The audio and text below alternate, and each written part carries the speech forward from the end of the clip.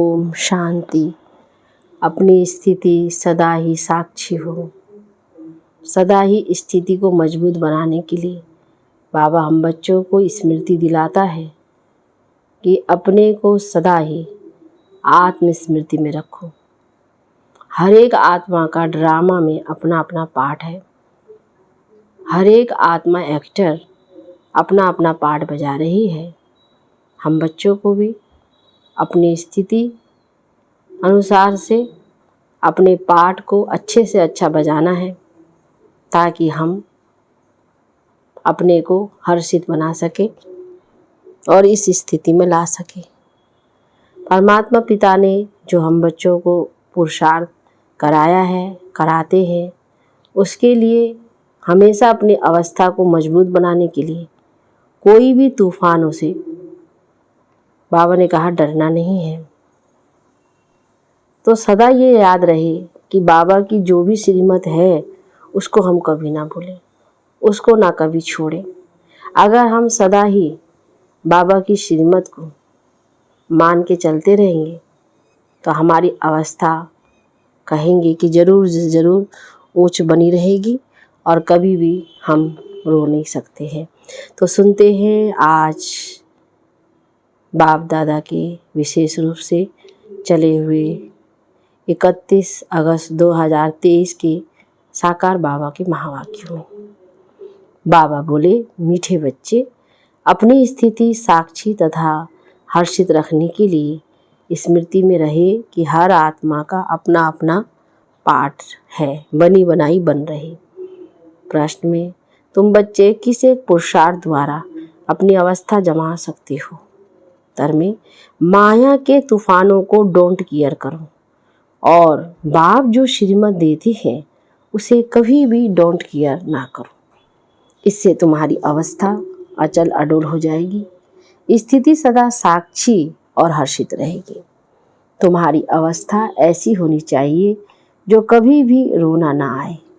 अम्मा मरे तो भी हलवा खाना। गीत है, तुम ही हो माता पिता तुम ही हो। ओम शांति। बच्चों ने गीत सुना। अक्सर करके भक्ति मार्ग वाले मंदिरों में जाते हैं, चाहे शिव के, चाहे लक्ष्मी नारायण के, चाहे राधे कृष्ण के या अन्य देवी देवताओं के मंदिरों में जाएंगे। सबके आगे यही महिमा करेंगे, त्वमेव माताश्च पिता त्वमेव। फिर कहते हैं त्वमेव विद्या द्रविणम त्वमेव। माना तो माता पिता भी हो, पढ़ाने वाले भी हो, साथ ले जाने वाले भी हो।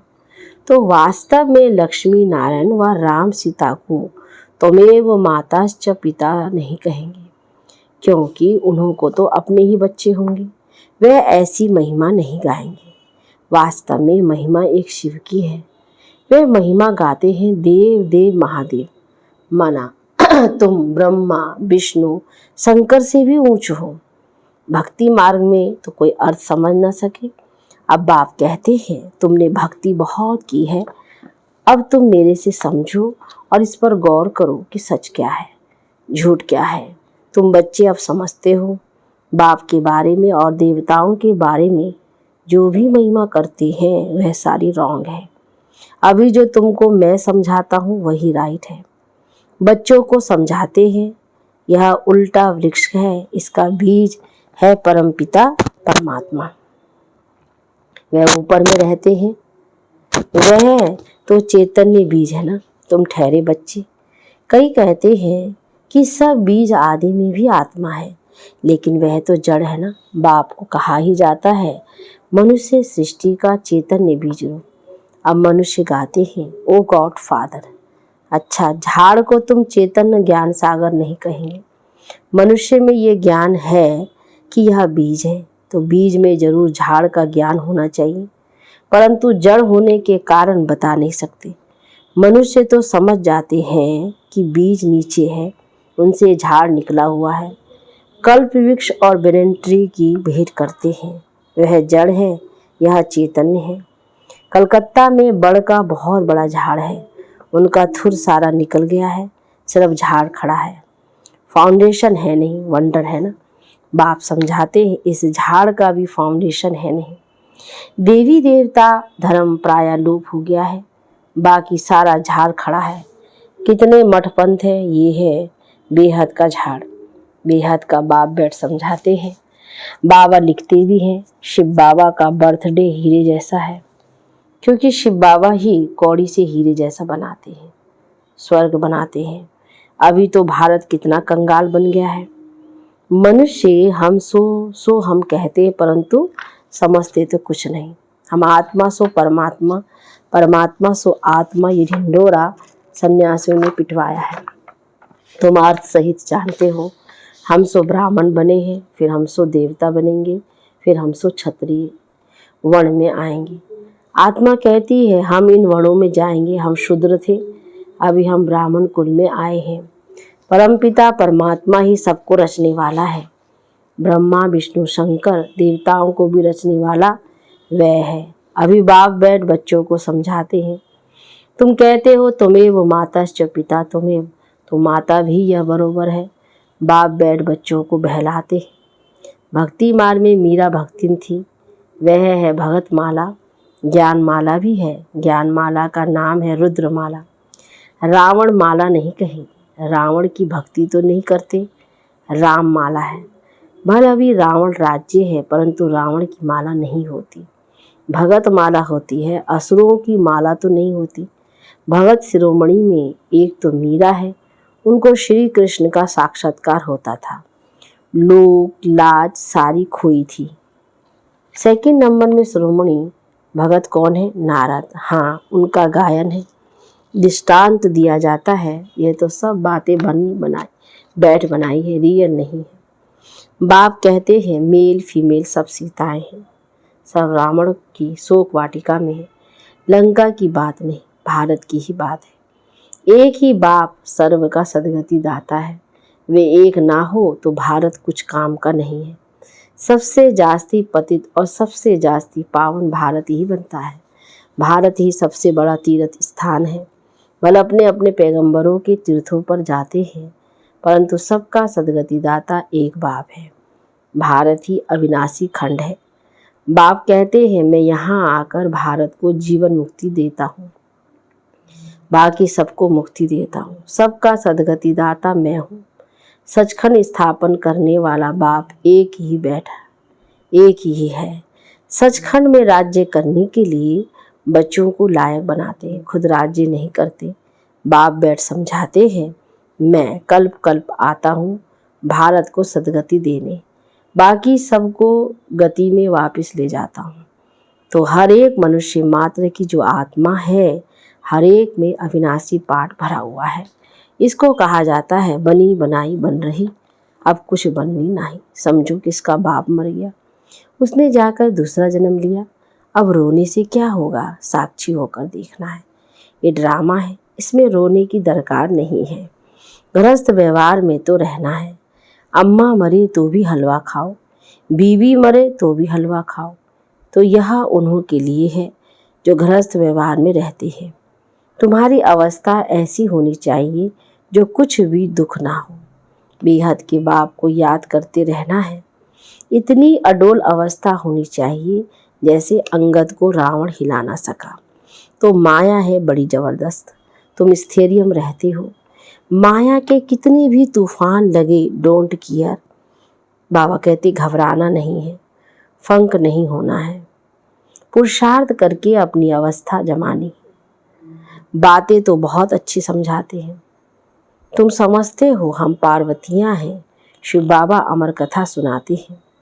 अमर लोक में है आदि मध्य अंत सुख, इस मृत्यु लोक में तो आदि मध्य अंत दुख ही दुख है। त्यौहार आदि सब इस समय के हैं। लक्ष्मी नारायण आदि का कोई त्यौहार नहीं। वे क्या सर्विस करते हैं? तुम ब्राह्मण बहुत सर्विस करते हो। देवताओं की आत्मा को सोशल वर्कर नहीं कहेंगे, न जिस्मानी न रूहानी। तुम हो रूहानी जिस्मानी डबल सोशल वर्कर। अच्छा, मनुष्यों को नष्टोमोहा बनने में मेहनत लगती है, क्योंकि उनके पास कोई एम ऑब्जेक्ट नहीं है। यहाँ तो तुमको प्राप्ति बहुत है, तो बहुत नष्टोमोहा होना चाहिए ना। एक बाबा के साथ योग लगाना है। बाबा, वो मीठे मीठे बाबा, आपको हमने पूरा जान लिया है। आगे तो सिर्फ कहने मात्र गॉड फादर कहते थे, अभी तो आप आए हो फिर से स्वर्ग की राजाई देने। यह कलयुग तो कब्रिस्तान होने वाला है, इसीलिए हम इसको क्यों याद करें। बाप कहते हैं इस कब्रिस्तान में गृहस्थ व्यवहार में रहते मुझे याद करो। ये तो बहुत सहज है। जैसे भक्ति मार्ग में मनुष्य श्री कृष्ण की पूजा करते रहते हैं, बुद्धि धंधे धूरी में भागती रहती है, मन का घोड़ा कहाँ न कहाँ भागता रहेगा तवाई के मुआफिक। बाप कहते हैं कि शरीर निर्वाह करते बुद्धि का योग मेरे साथ लगाओ। मेरी याद से तुम्हें बहुत प्राप्ति होगी, और सबसे तो अल्पकाल की प्राप्ति होती है। कितनी नोदा भक्ति की, अच्छा फिर क्या हुआ, साक्षात्कार किया, बस ना। मुक्ति, जीवन मुक्ति तो नहीं मिली। अब बाप कहते हैं कि तुम 21 जन्मों के लिए विश्व के मालिक बनते हो। स्वर्ग में गर्भ भी महल होता है, यहाँ तो गर्भ जेल है। लोग श्री कृष्ण जन्माष्टमी आदि कितना धूमधाम से मनाते हैं, तो तुम्हें सिर्फ मनाना नहीं है लेकिन सबको समझाना है कि श्री कृष्ण का जन्म कब हुआ। श्री कृष्ण अभी कहाँ है तुम जानते हो। अभी हम कृष्णपुरी का मालिक बनने के लिए पढ़ रहे हैं, बाप के पास बैठे हैं। बाप को हाथ जोड़े जाते हैं क्या? टीचर पढ़ाते हैं तो क्या उनको हाथ जोड़ना होता है? महिमा करनी होती है, टीचर से तो पढ़ना है। बच्चे बाप को घड़ी घड़ी हाथ जोड़ते हैं क्या?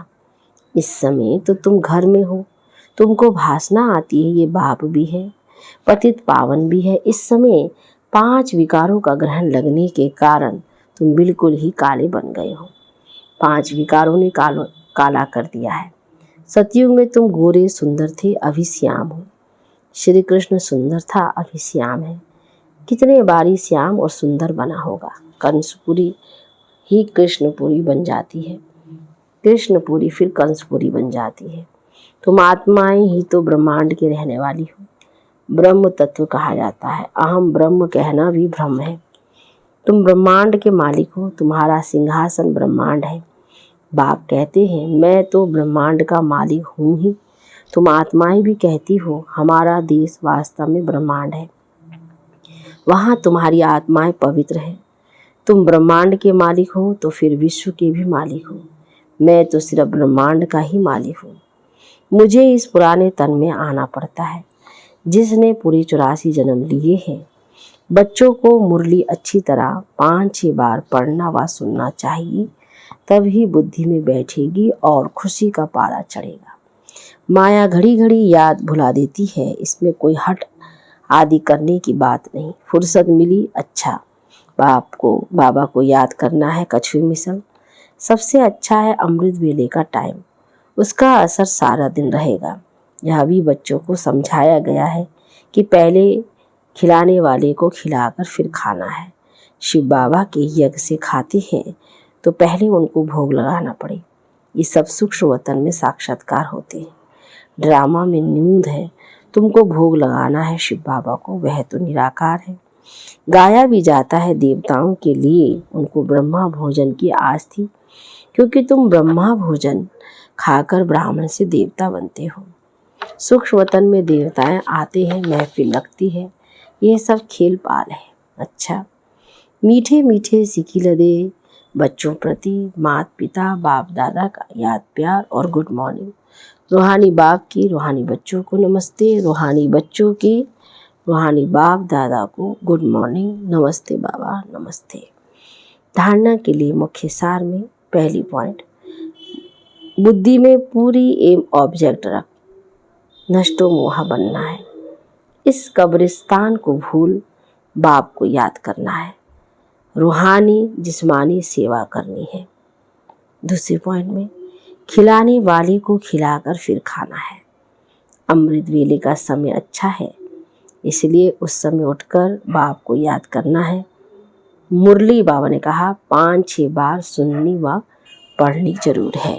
वरदान में अलौकिक स्वरूप की स्मृति द्वारा अलौकिक कर्म करने वाले सदा समर्थ आत्मा भव। विस्तार में ब्राह्मण जीवन अर्थात अलौकिक हीरे तुल्य अमूल्य जीवन। इस अलौकिक जीवन की स्मृति से व अलौकिक स्वरूप में स्थित रहने से साधारण चलन साधारण कर्म नहीं हो सकता। जो भी कर्म करेंगे वह अलौकिक ही होगा, क्योंकि जैसी स्मृति होती है वैसी स्थिति होती है। स्मृति में रहे एक बाप दूसरा ना कोई, तो बाप की स्मृति सदा समर्थ बना देगी। इसलिए हर कर्म भी श्रेष्ठ अलौकिक होगा। स्लोगन में स्व उन्नति का यथार्थ चश्मा पहन लो तो सबकी विशेषताएं ही दिखाई देगी। अच्छा, ओम शांति, ओम शांति, ओम।